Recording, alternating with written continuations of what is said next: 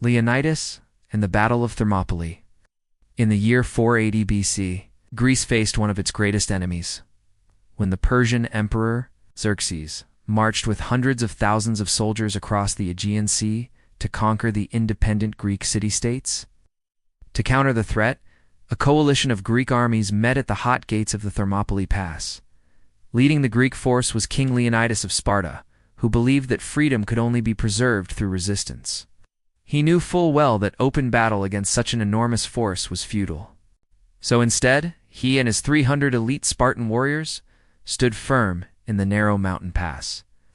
Holding back the entire Persian army for 3 days, they sacrificed themselves so that the rest of the Greek forces could escape and regroup. Before we begin, remember to give this video a thumbs up. Subscribe if you haven't already, and press the bell icon so that you never miss out on any of our videos. Also, stick around until the end to find out about an incredible offer just for you. The Persian Wars. For decades, the Greeks had fought to hold off the growing Persian Empire. When the Persians threatened to invade Greece, a coalition of city-states sent messengers to gather the troops. Most of the Greek states chipped in with a few hundred soldiers each, but the biggest forces were provided by Athens and Sparta. Sparta alone sent 7,000 foot soldiers, of which 300 were Spartan hoplites under the command of King Leonidas. The rest of the Greek force consisted of 4,000 Thespians and several hundred men from other city-states. Leonidas, though, soon realized that there were too many disobedient generals commanding the Greek troops and too many cowardly soldiers. So he dismissed all but his own Spartan warriors and the 1,000 Thespians, led by King Leonidas. Together, they made camp near the town of Thermopylae, a narrow mountain pass between two hills. Xerxes' advance. Meanwhile, Xerxes I, the great Persian emperor, had been mustering his army for years. By the time he set out on his campaign to conquer Greece, his army numbered over 170,000 soldiers, making it the largest force ever assembled up to that point in history. His army consisted of soldiers from many nations, including Persia, Lydia, Media, Babylonia, and many others. He also brought along the elite immortals, an elite bodyguard unit consisting of 10,000 hand-picked Persian warriors. With his army assembled, Xerxes marched west, crushing anyone who dared defy him. The battle begins. When word reached the Greeks of Xerxes' approach, Leonidas knew that a battle was inevitable. But he wasn't worried. He had chosen the battlefield himself. The pass at Thermopylae was no more than 30 feet wide, barely enough room for a single chariot. It was a perfect place to hold off the Persian invaders, while the rest of the Greek forces prepared to defend the rest of Greece. The Spartans took up positions on the right wing of the Greek force, with the Thespians on the left. Leonidas stationed the rest of the Greeks behind the narrow pass, out of reach of the Persian catapults. On the first day, the Persians attacked in full force. Archer fire rained down on the Greek lines, but they stood firm. When the Persian cavalry charged, the hoplites shifted closer together, forming a tight wall of shields and spears. No matter how many times the Persians attacked, they couldn't break through the Greek line. At the end of the day, both sides claimed victory, and the Persians retreated to camp. The next day, Xerxes attacked again, but the result was the same. The Greeks held firm. That night, as the armies prepared for the third day of fighting, a Spartan scout named Dilios returned to the camp. He told Leonidas that he had discovered a path around the mountains leading to the rear of the Greek camp. The next morning, the Spartans set up an ambush along the path, but Xerxes was too quick for them.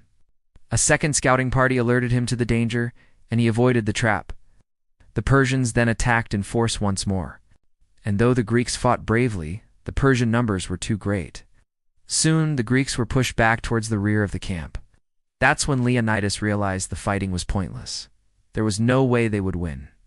Realizing that their position was hopeless, Leonidas dismissed most of the Greeks, ordering them to flee through the mountains and alert the other Greek city-states. But Leonidas stayed behind with the 300 Spartans and a few hundred loyalists, determined to die rather than surrender. With most of the Greek force gone, Xerxes' army surged forward, attempting to capture the pass once and for all. The Persians poured into the narrow defile, but they quickly found that they could not maneuver in such a confined space. The Spartans used their long spears to devastating effect, stabbing any Persian who came too close.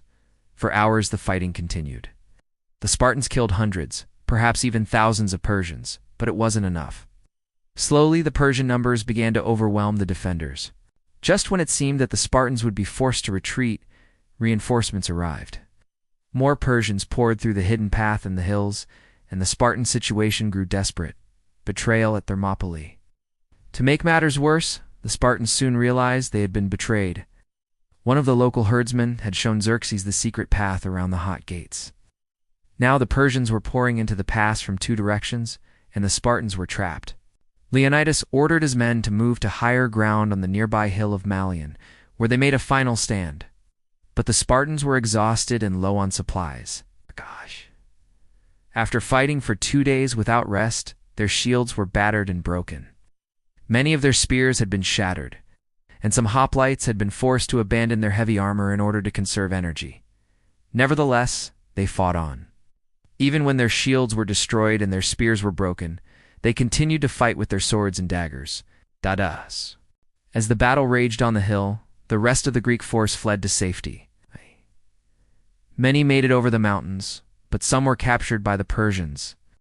Among those captured was the poet and singer Demaratus, a former king of Sparta, who had been exiled by his brother.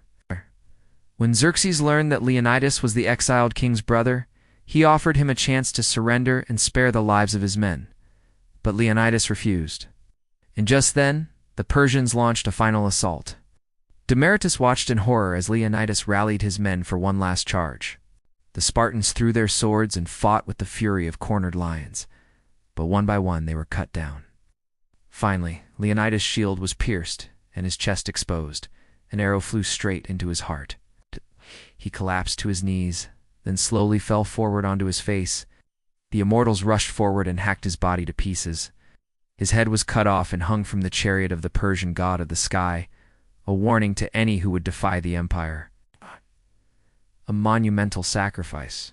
Though the Spartans were defeated, their sacrifice at Thermopylae proved to be a crucial turning point in the war. If the Persians had taken no prisoners, every last Greek warrior would have been killed. Then Xerxes would have marched on to Athens and conquered the rest of Greece. But the Spartans refused to surrender. Instead, they fought to the death, buying precious time for the rest of the Greek forces to regroup. Over the next 2 years, united Greek forces defeated Xerxes' armies in a series of brilliant battles. At the Battle of Plataea in 479 BC, the Greeks completely destroyed Xerxes' remaining force, ending the Persian invasion once and for all. Legacy. The heroism of Leonidas and his 300 Spartans has echoed throughout the centuries. Their story was immortalized by the ancient Greek poet Plutarch, whose book, The Spartan and the Persian Wars, is still popular today.